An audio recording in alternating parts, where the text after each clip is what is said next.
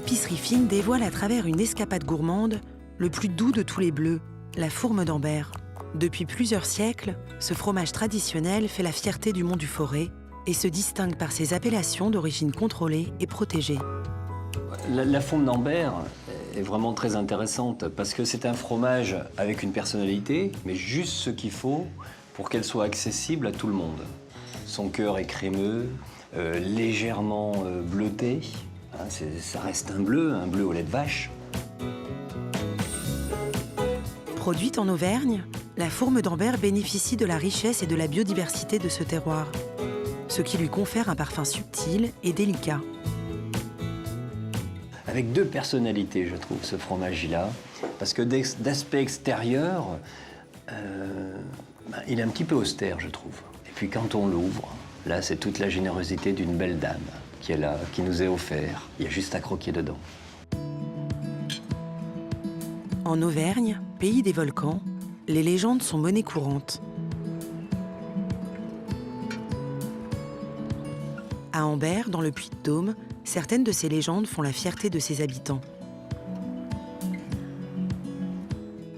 Il se compte même dans la ville que la fameuse technique de la papeterie aurait été rapportée par deux croisés ambertois. Preuve en est, ce dernier moulin en activité, le moulin Richard de Bas. Mais la légende préférée de ses habitants remonte à des temps bien plus anciens. À l'époque gallo-romaine, les druides, pour célébrer leur culte, auraient utilisé un fromage d'exception, la fourme d'Ambert.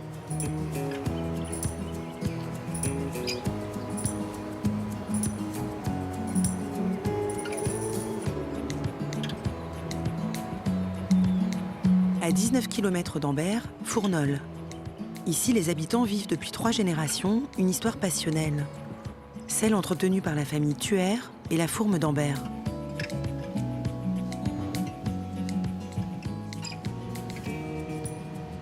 Donc la fourme d'Ambert, c'est quoi? La fourme d'Ambert, c'est un fromage bleu produit en Auvergne à base de lait de vache. Donc c'est un cylindre qui fait 19 cm de haut, 13 cm de diamètre, pour un poids d'environ 2,1 kg, 2,2 kg. Et la fourme doit avoir une croûte gris souris. C'est une pâte très douce, donc avec une onctuosité importante. Un bleu donc, qui est bien développé, qui donne ce goût de sous-bois. Un goût du terroir unique, protégé en 1972 par une AOP. Aujourd'hui, la production de la fourme d'Ambert représente plus de 5000 tonnes. Une source de revenus pour ses habitants depuis le XIIe siècle. Les paysans à l'époque payaient la dîme seigneurale en fourme d'Ambert. Et depuis cette période-là, donc, on vit de ce produit-là sur la région d'Ambert.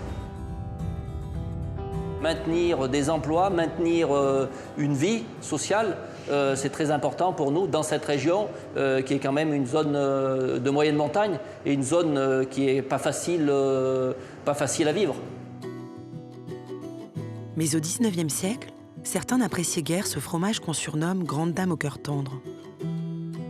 Pendant les guerres napoléoniennes, donc, les dragons autrichiens, en arrivant sur Ambert, ont acheté de la fourme d'Ambert et s'apercevant en l'ouvrant qu'elle était moisie, se sont dit que le fromage n'était pas bon et ils l'ont jeté dans la rivière qui passe juste à Ambert, qui s'appelle la Dore. Voilà. Donc cette petite anecdote est quand même assez sympathique, je trouve. De cette anecdote, en Auvergne, on rit encore. Les meilleures tables autrichiennes se sont même converties à cette douce pâte persillée. Aujourd'hui, ce bout de terroir auvergnat affole les papilles sur les 5 continents. Depuis Paris, Armance Remeau, fromagère avertie, explore avec le chef étoilé Guy Martin les différentes facettes de ce bleu, fabriqué dans la plus pure tradition.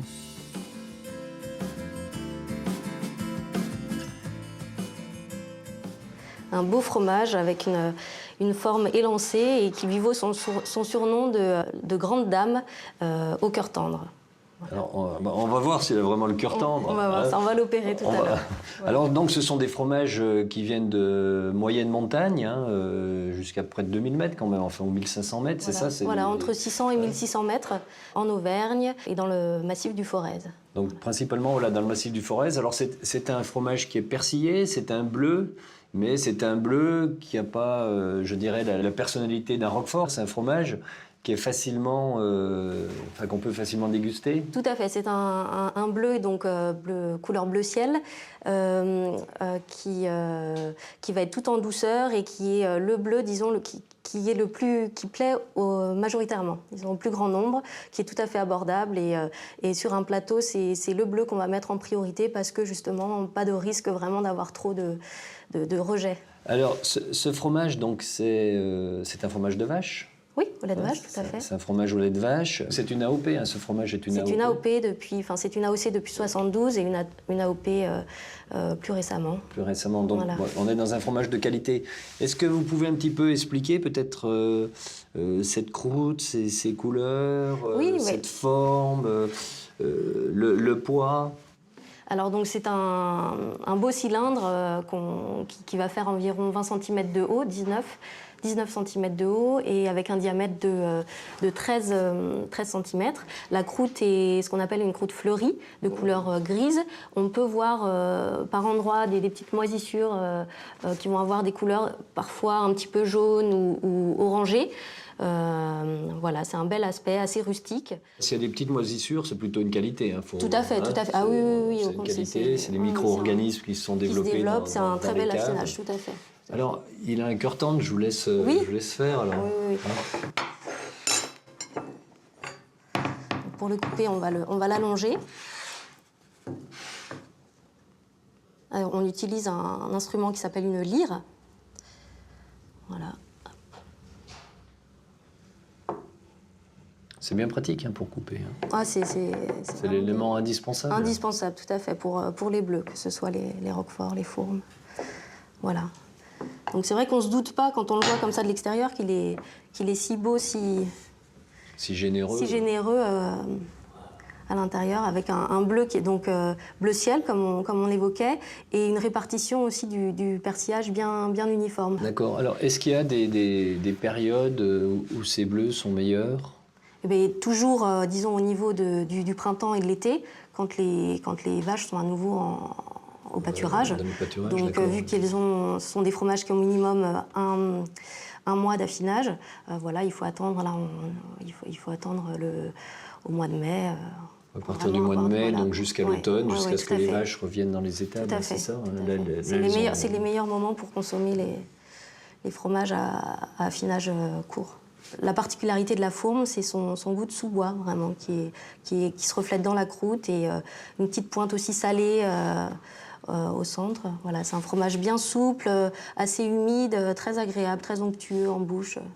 Qui flatte le palais, qui flatte le palais, tout à fait. Ça, c'est un fromage qui est vraiment de tradition. Hein. C'est un fromage qui a été fait depuis des années et des années. C'est un fromage ancestral, tout à fait. Et ne serait-ce que on le voit ne serait-ce que par son nom, la fourme, qui vient du latin forma, qui signifiait forme en vieux français. Et la forme, en fait, était le récipient qui servait à contenir le cahier. Voilà. Et après, par la suite, ça s'est transformé en nom de fromage.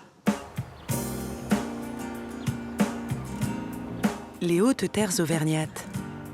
Fabriquée entre 600 et 1600 mètres d'altitude, la fourme d'Ambert puise dans ce terroir toutes ses saveurs aromatiques.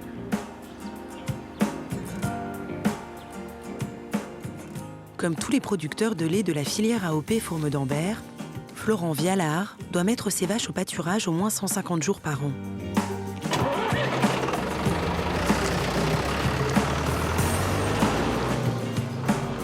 Quand la saison des pâturages se termine, sa méthode pour alimenter ses 75 Montbéliardes, c'est l'enrubanage. Stockée dans ses balles cylindriques, la récolte de son herbe se fait mi-mai, juste avant les grandes chaleurs estivales. L'enrubanage, ça permet surtout de ramasser la plante entière, avec toute la feuille. Si on sèche plus, la feuille, elle tombe et on récolte Au lieu de récolter toute la feuille comme il y a là, on récolte que les bâtons et les bâtons, ça n'a pas de valeur, quoi.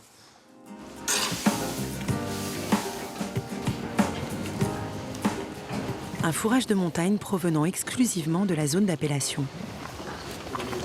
Alors, dans notre herbe, ce qu'on a dans ce mélange qui est ici, bon, on peut avoir du dactyle, il y a du raie gras. Ça, c'est la luzerne, ça. Alors ça, c'est ça qui a un gros intérêt. Ça, c'est la meilleure plante qu'il peut y avoir. C'est de la protéine, quoi. Pour le fromage, c'est la protéine, surtout, qui est importante. On a un produit très, très appétant.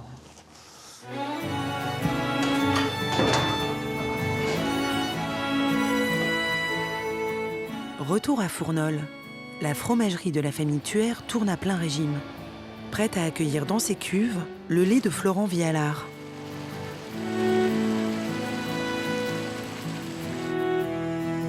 Fromager chez les Thuer depuis 2002, c'est au tour de Jean-Louis Purotin d'entrer en scène.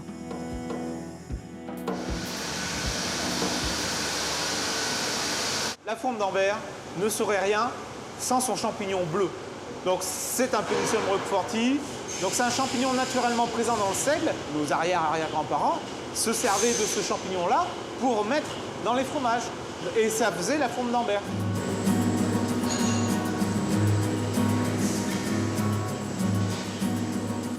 Jean-Louis ajoute ensuite la présure pour cailler le lait. Découpage, brassage. Le but, séparer ces grains caillés de leur petit lait. La survie du Pénicillium roqueforti est en jeu. Ce grain il va avoir des formes de billes qui vont tomber dans les moules et qui vont permettre d'avoir des trous dans le fromage. Imaginez des billes qui tombent dans un moule, ben, elles peuvent pas, il y aura toujours des trous entre les billes. Et ces champignons, ils sont comme nous, pour se développer, ils ont besoin d'oxygène. Donc ils vont consommer l'oxygène qu'il y a dans ces trous.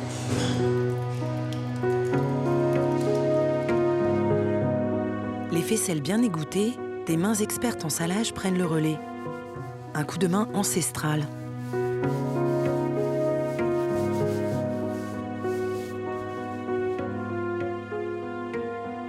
Lorsqu'on sale les fromages, il faut frotter et pas caresser le fromage parce que comme il est souple, il va s'affaisser.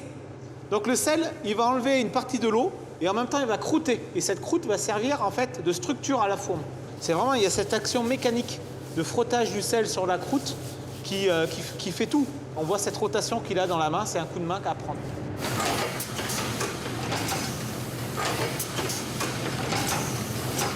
Ici, on arrive à une étape importante, c'est le piquage. Et le piquage, c'est quoi? C'est ces petits trous que nous avons ici et qui vont permettre aux champignons bleus de se développer. Sans ça, ben, le fromage, ce sera un fromage commun. Il faut imaginer que ces petits trous, c'est comme des cheminées qui traversent le fromage et qui vont renouveler l'air à l'intérieur. Et là, par ces petits trous, eh bien, on fait circuler l'oxygène et il peut arriver à maturité.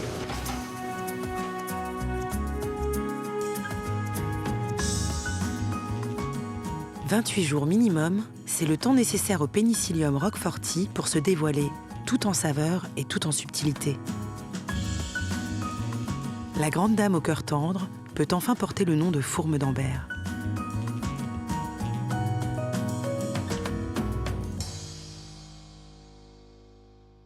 Est-ce que ce fromage, depuis que vous le vendez, est-ce que c'est plutôt stable en offre, en demande, ou est-ce que c'est plutôt quelque chose... Non, c'est en pleine expansion. C'est en pleine expansion.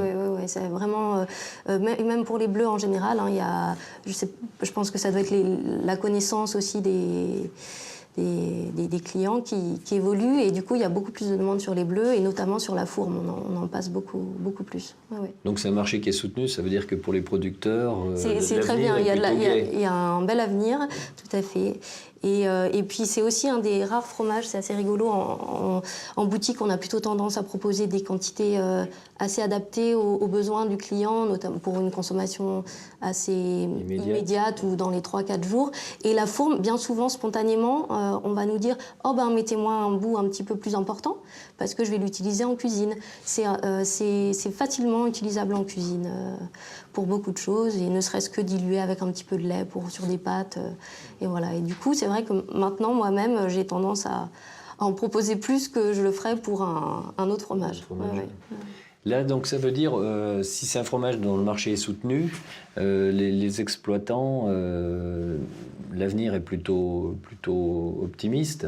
Est-ce que dans les fermes, les jeunes reprennent les exploitations? Est-ce qu'il y a des gens de l'extérieur qui reviennent, soit dans leur pays ou qui viennent pour découvrir l'Auvergne, notamment, pour faire ce fromage? Il faut savoir que donc, ce fromage est produit par 4 fermiers et 6 fromageries. Pardon.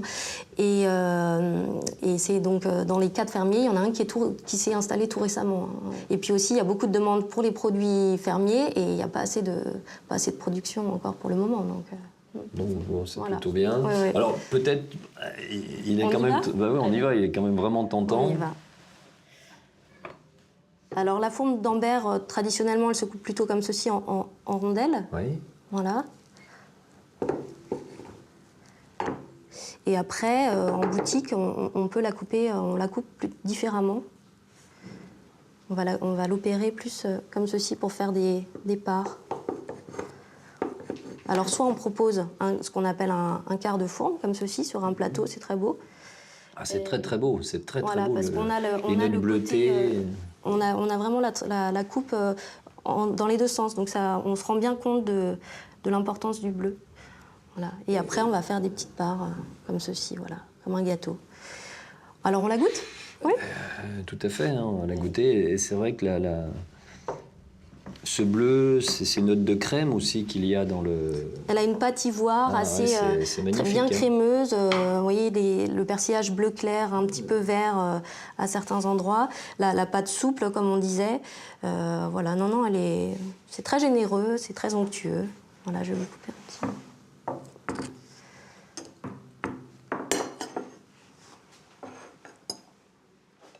C'est vrai, à la coupe, déjà, on sent cette pâte qui est onctueuse, hein, on sent que c'est du généreux.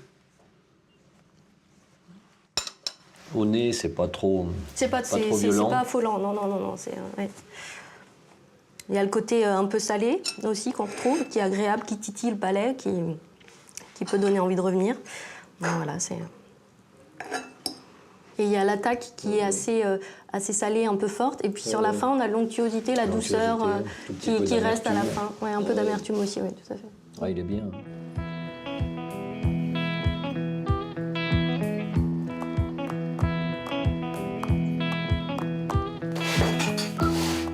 Valcivière, à 15 km au-dessus d'Ambert. Ce paysan, comme il aime se définir, c'est Antoine de Boismenu. Âgé de 46 ans, Antoine est pourtant ce que l'on appelle un jeune exploitant.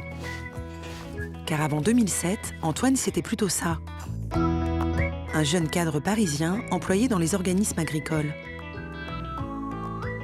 Malgré sa situation confortable, Antoine décide de tout plaquer au bout de 15 ans et de vivre ici son rêve d'enfance, au milieu des vaches.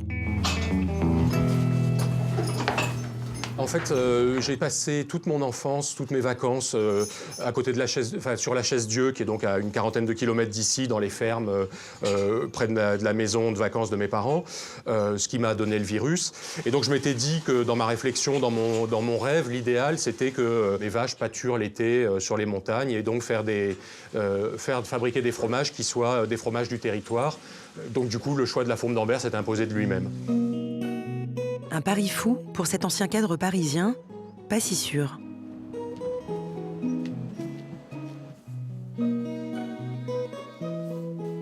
Il y a des perspectives pour le secteur fermier. L'appellation d'origine protégée fourme d'Ambert, c'est à peu près 5000 tonnes au total. Et la production fermière, c'est 50 tonnes. Et en réalité, on se rend compte, quand on est confronté à la clientèle, qu'elle est très, très sensible aux productions fermières. Et en fait, on n'arrive pas à fournir les fromagers. On a de la demande de grandes tables parisiennes, de grandes tables lyonnaises. Mais j'ai répondu non à tout le monde parce que, personnellement, j'arrive pas à répondre à la demande locale. Il faudrait qu'on soit de nombreux producteurs supplémentaires pour répondre à toutes ces demandes, oui.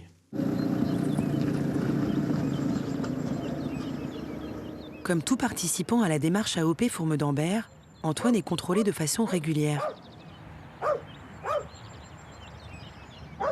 C'est quoi ton lot, celui qui est prêt pour l'expédition? Alors, celles qui doivent partir au prochain marché d'Ambert, c'est celle-là, justement. C'est Oui. le lot qui est là. Donc quelque chose de plutôt moyen. Bon, on va partir sur celle-là.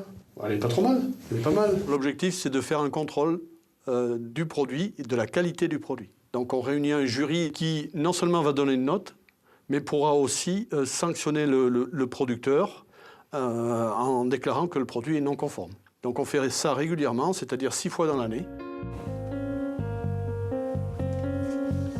Pour le consommateur, ces contrôles inopinés sont gages de qualité. Et pour Antoine, c'est la garantie d'un travail mieux rémunéré. Bon, je t'envoie les résultats d'ici une semaine. Eh ben ça va. Hein, voilà. Allez. L'AOP permet effectivement une meilleure valorisation. Si on veut un produit de qualité, il faut le payer plus cher, mais on n'est pas particulièrement plus cher que des produits sans signe de qualité, sauf qu'on est capable, nous, de garantir un savoir-faire, une traçabilité et une qualité supérieure à ce que peuvent prétendre des gens qui n'ont pas de signe de qualité, bien sûr. L'obtention de l'AOP a permis à Antoine de doubler son chiffre. Aujourd'hui, il produit plus de 2000 fourmes d'Ambert par an. Mieux valoriser son travail, c'est aussi le but de Florian, le producteur de lait de Saint-Sauveur-la-Sagne. À 36 ans, Florian sera bientôt l'heureux propriétaire de cette future grange tout en bois.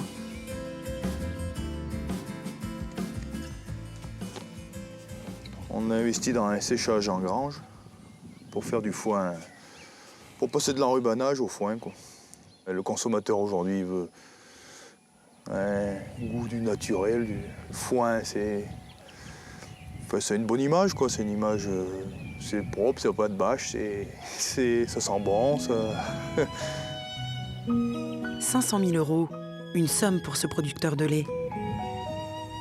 À l'heure actuelle, seuls 20% de son lait part dans la filière AOP. Avec ce système d'alimentation tout foin, c'est 100% de sa production qui partira fabriquer du fromage AOP au lait cru. Donc j'ai calculé que sur une année, sur une production que j'estime à 500 000 litres de lait, on devrait dégager 30 000 € de plus-value. Tant qu'il y a de l'investissement, c'est qu'il y a un peu d'espoir, quoi. Et voilà, quoi.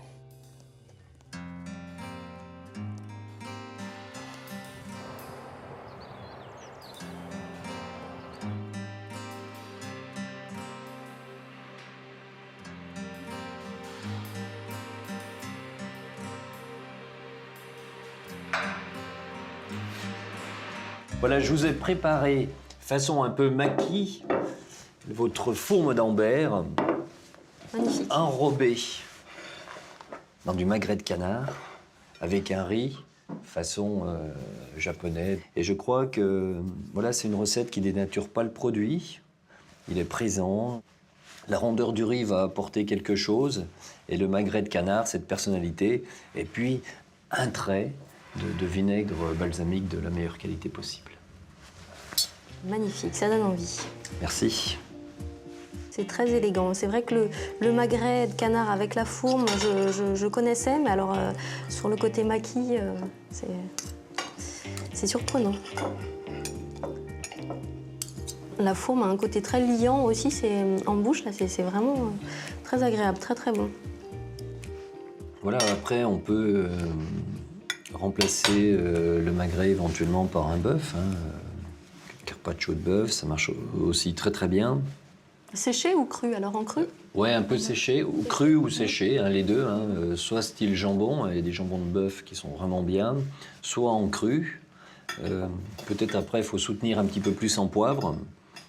Et puis une salade printanière en fonction de son jardin, en fonction du marché, en fonction de la saison.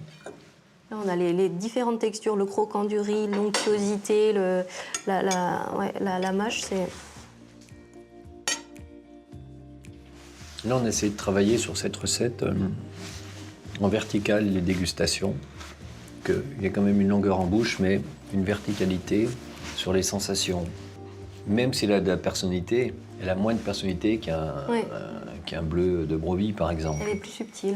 Elle est plus subtile, donc il faut aussi des notes plus subtiles. Il faut faire très attention parce que... Faut pas l'écraser. Faut pas l'écraser, faut pas la matraquer. Et là, on retrouve toutes les saveurs, c'est ça qui est agréable. Elle passe pas inaperçue. Ce qui est intéressant, je trouve, avec la fourme d'Ambert, c'est que c'est un fromage qui a une vraie typicité et en même temps que le plus grand nombre peut la consommer. C'est pas trop segmentant, c'est pas trop fort en goût, c'est crémeux, c'est soyeux, ça flatte le palais. C'est vraiment un fromage, je pense, qu'il faut avoir absolument sur les plateaux.